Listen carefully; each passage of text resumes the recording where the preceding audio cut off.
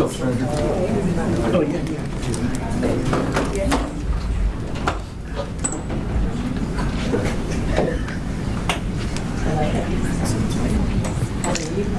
Good. Hey, good afternoon, everyone. Thank you for being here. As you see on the TV, this is what we're here to talk about. Mr. Murphy's going to provide some additional details on the seizure of 500 kilograms of crystal meth that we seized yesterday afternoon. Everyone should have gotten the link for that. If you didn't, please let me know after the press conference and we'll get that to you. Very quickly, up on the stage from left to right, Robert Murphy, Special Agent in charge of DEA Atlanta Division. Jay Chung, Deputy Special Agent in charge of the DEA Atlanta Division. Mark Vinisevich. Thank you, Vinisevich. He is the Deputy Chief from the Smyrna Police Department. Meredith Holt, Lieutenant from the Smyrna Police Department. Roland Castro, Deputy Chief from Johns Creek Police Department. And Lenny Mullen, Trooper First Class from the Georgia State Patrol. Mr. Murphy will make a few remarks and then he'll answer some questions afterwards.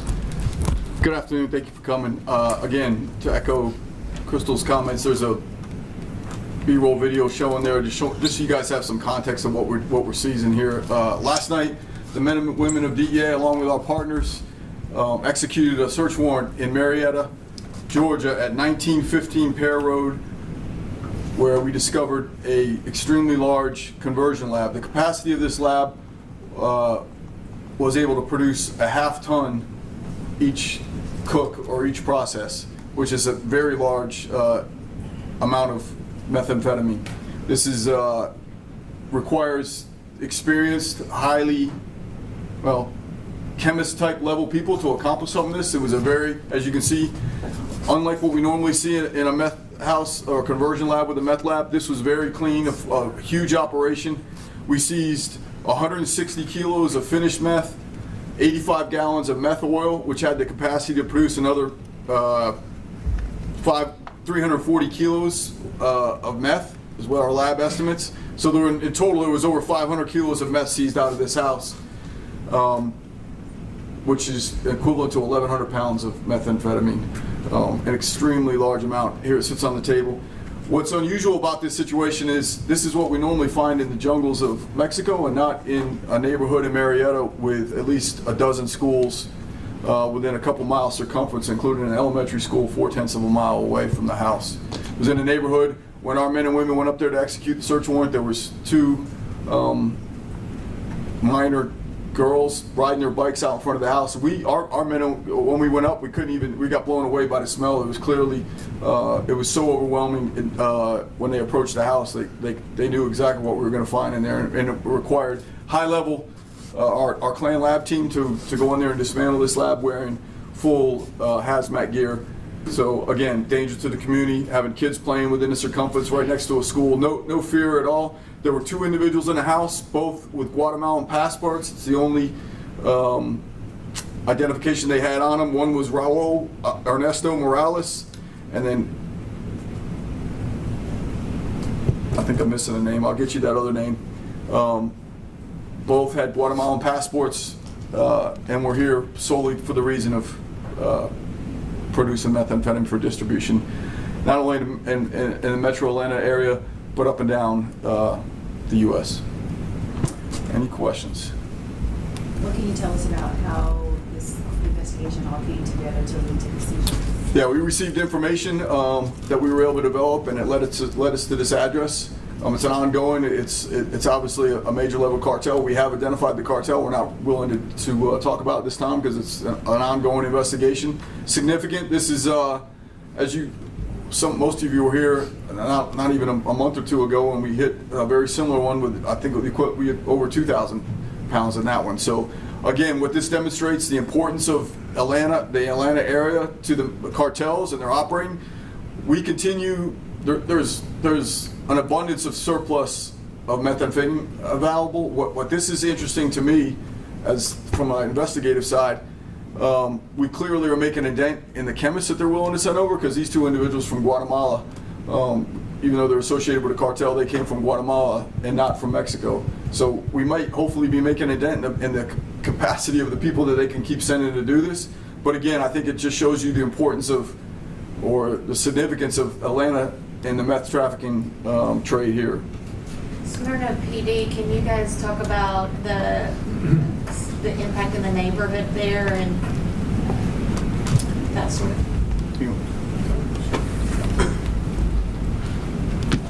So, to answer your question, we believe in this partnership that we have here with the DEA and our federal partners so that they can come and address these issues that are in our neighborhoods. So, we are in full support of everything that this agency has been doing. We provide manpower for them so that they can continue to do the good work that they're doing. Is that neighborhood a good neighborhood? Are you getting a lot of calls there before this happened? So that neighborhood is in Marietta. It's not in our city. It's close to our city. So we also participate in the MCS Joint Task Force. And so we have agents that work smaller cases in our neighborhoods. And then if it gets bigger, then we pass it along to our partners here. What's the address again? Yeah, I'll give it to you. The address one more time is 1915 Pair, P-A-I-R, Road in Marietta. Could you describe the neighborhood? It's a, I would say, semi-rural, big houses, big open lots, a residential neighborhood. And again, there was I think 4/10 of a mile elementary school. There's probably a dozen schools within a couple mile radius of the residence. It's a regular neighborhood in Marietta. Resident, nothing special. Was this unincorporated Marietta or? I believe it is. I believe it's actually in Cobb County. It's unincorporated. It's unincorporated. I believe you're right on that. It's probably Cobb County jurisdiction. And thank you for that. I also want to thank the partners at Cobb County District Attorney's Office. They will be prosecuting this case, and we appreciate their cooperation. Most of the people represented on the stage are part of our task force program. It's key to our success. We don't have the manpower, the expertise they bring, knowing the local areas helps our men and women be more productive in what we're doing. Can't tell you we wouldn't be successful without these partners. They all participate with us on our task force. And again, another example of what we can accomplish when we pool resources and fight organizations that out-resource us, out-weapon us, out-money us, and don't follow a set of rules and are willing to dump poison in our communities. Talk about how this is a lot of meth. It's a lot of and meth. how it puts a dent in what they're trying to do. It does, but I'm not going to tell you we're not going to be here in a month from now talking about something similar. I mean, it's just how it's strategic.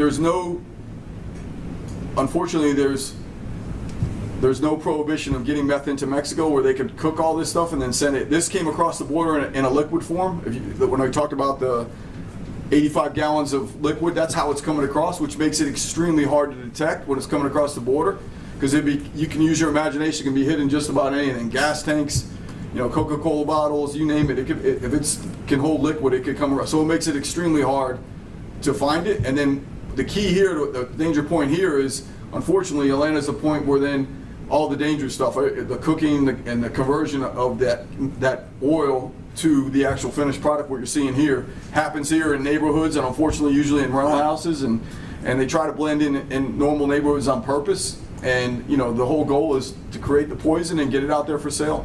What could that have done if it had blown up? I mean, that's a life of misery for a lot of people. That addiction to meth is, we've all seen the pictures. It doesn't take long for, beautiful people to not look so beautiful after they get on meth. It doesn't take long. Completely starts to, impact them, and pretty much people can't function with it. What makes this so insidious is it's dirt cheap. It's dirt cheap to make, highly profitable. The Mexican cartels control everything. They don't have to worry about dealing with it growing. There's no growing seasons. It's completely synthetic and made from chemicals all bought in hardware stores and everywhere, easy to get. The days of us attacking things that grow out of the ground are pretty much over. The future of drug trafficking, unfortunately, is going to be synthetics. We're seeing that with fentanyl. And I can't even tell you what the next fentanyl is going to be, but it's going to be worse than what fentanyl is. It's coming. We don't know what it is, but as long as there's somebody out there willing to make money and use what limited Agent Murphy, can you kind of give us a sense of the nature of the tip? I think someone was asking along those lines in terms of the neighborhood. You obviously can't say where it came from, but when it came and kind of like the genesis of it. I'd say this was, the investigation's been ongoing. We've been working this, but I think this information that led to this one was probably in the last week we were able to develop it. Could you describe what was inside the house, how the house was distributed? Pretty much everything you need to convert meth. There was nobody living there. Just every part of the house was either for drying, allowing the crystallization of the meth that you see here in the final product. The other parts of the house were used to convert the liquid into the meth. So all the normal things we find in dangerous, the chemicals, dangerous chemicals, acetone, needs propane tanks, all the things that make this so volatile and why we see houses blow up, quite frankly. You mentioned Street value of it. Yeah, what's the street value? Right. On this, what's it going for, guys? Now on a key. About 3,000 a key. So we're talking 500 keys. So 1.5 million. You said there were 2 people arrested. Are you expecting to arrest more Yes. outside the house? Yeah. Yes. Were they in the house? Were they actively engaging in the production? I don't know if they were. Well, yeah, they're in the house. I mean, the stuff was drying. I mean, did they have spoons in their hands stirring it? I don't know, but they were. That is right. Yeah. I know they were in the house making sure their product was processing correctly. Obviously, I think I really want to stress, you can't just put an ad in the newspaper and find the individuals that are going to do this. These are highly, and it's very interesting to us because we have not seen this in Atlanta. We know what cartel they're affiliated, but the fact that they didn't come from Mexico and they had to send people from Guatemala is very interesting to us. What does When this you tell talk people about about cartels in Georgia at this point? I mean, this is the second big bust we've seen in a month. Unfortunately, command and control for every cartel operates here. There's the 2 main ones the DEA is focused on is Sinaloa and Cartel Jalisco New Generation. But unfortunately, La Familia, which used to pretty much run Atlanta, has reconstituted itself and has made a major impact. And then the Gulf Cartel, all of them have command and control. They all operate here, and because Atlanta's lucrative, so we see them all the time. They tried to, luckily, they're trying to keep it business related. They're not warring with themselves here. What happens over in Mexico is a totally different story, but luckily we're not seeing the warring here. We're seeing pure business operations here. Do you know the legal status for those Guatemalans? I do not know. I assume they're on passports, so I don't know that exact. We haven't had a chance to look into that. I don't know the answer to that. You Are say they that it's cooperating? lucrative because it has, because there's so many customers here who want to buy this? That's Well, what there's makes customers. sense? All this would have been distributed in the Metro Atlanta, a good portion of it, but this would have gone up and down the coast and into the Middle America. This would have been distributed. Atlanta is what I would call a base station, for lack of a better word, and the drugs go out up and all throughout the U.S. into the Midwest, and the money all comes back to Atlanta. It's packaged in Atlanta and it heads south. Are they cooperating? I don't know the status of their. I think they're trying to figure out how they ended up in jail right now. I don't know what the status of where they have this. They were arrested last night. I'm not sure what their status is. When you say that the agents who came up, who rolled up on there, could instantly smell it before they even got into the house, it strikes me how dangerous that is. It's very dangerous. For the neighbors and Yeah. for the agents. Yeah, I think when my agents told me they saw young girls riding their bicycles out, right literally in front of the house, that's not the stuff you want. I mean, we don't even go in. Our teams have to go in full hazmat material, including breathers and tanks and everything. So it's dangerous chemicals. Does that hurt the health of the kids?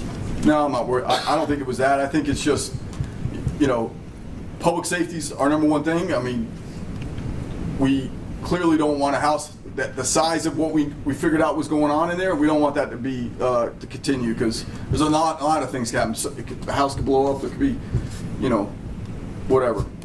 There's a lot of dangers. We're just trying to make sure we eliminate it when we run around something this size. Thankfully, we don't find these. Well, unfortunately, we're finding them too often here in Atlanta now. Can you talk about the health of the agents after all of the years of like making these seizures? Yeah, it's funny you mention that. I see these guys laughing. Every year they have to go get tested, have to get a physical. That are on this team. It's a specialized team, specialized training, specialized equipment. They have to maintain physicals, and there's a high turnover rate. Let's just put it that way. Hard on the body. Yeah, it's hard. Yeah. Could you repeat their names if you have those? I only have one. Do you have the other one? I don't think I want to talk about this person, but I want to talk about the two.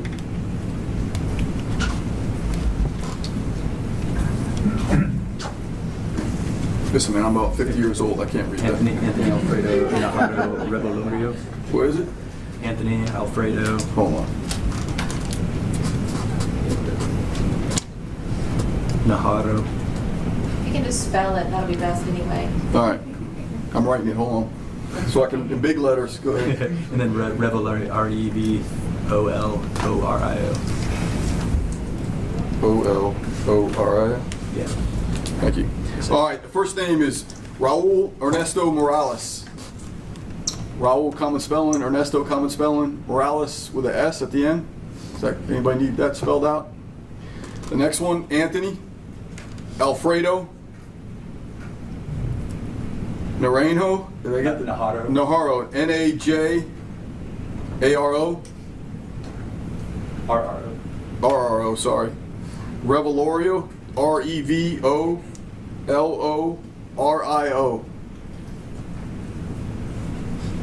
Spell that again one more time, please. Last one, sir. Yeah. Romeo Echo Victor. Oscar Lima Oscar. Romeo India Oscar. Do they give you date of births on those? I'm sure I don't have them. We can get. Crystal will get those to you. I don't have them. I just have one more question about the chemist angle, which has really clearly impacted you about this. What does that tell you, and what should that tell the public? Well, I think to me, without being, listen, I know there's, it tells me we're impacting the cartels. They're having to go far and wide to find the people that are willing to come over here and take the risk and to have the capabilities to do it. So it's interesting that they were not from Mexico and they were from a different area. That's interesting to us. There is usually when Latinos are arrested in those type of cases, usually they are illegally in this country. Do you think the cartels are enrolling those people, are forcing those people to get involved producing these drugs because their status, legal status? I've never run, in all my years, I've never run into somebody involved at this level that was forced into it. Mm-hmm. You're not going to risk millions of dollars of drugs and stuff into somebody that's it's trust. Most of them are literally on contracts. It's run like a business. They're on a contract. They're paid handsomely. I've never encountered someone in my entire 30 plus years that were forced into selling drugs. They came over here knowing what they were doing. Again, you don't just put an ad out in the paper for someone that knows how to convert meth oil to meth. Obviously, they knew what they were doing. Not only did they have to be able to cook it, but they had to be able to coordinate with the individuals that smuggled across the border, and then they have to make sure to be able to get it with the people that are going to distribute it throughout wherever it was going to be distributed. So these guys were key parts of the operation, and they would, the cartel would not risk it on somebody that wasn't a trusted member.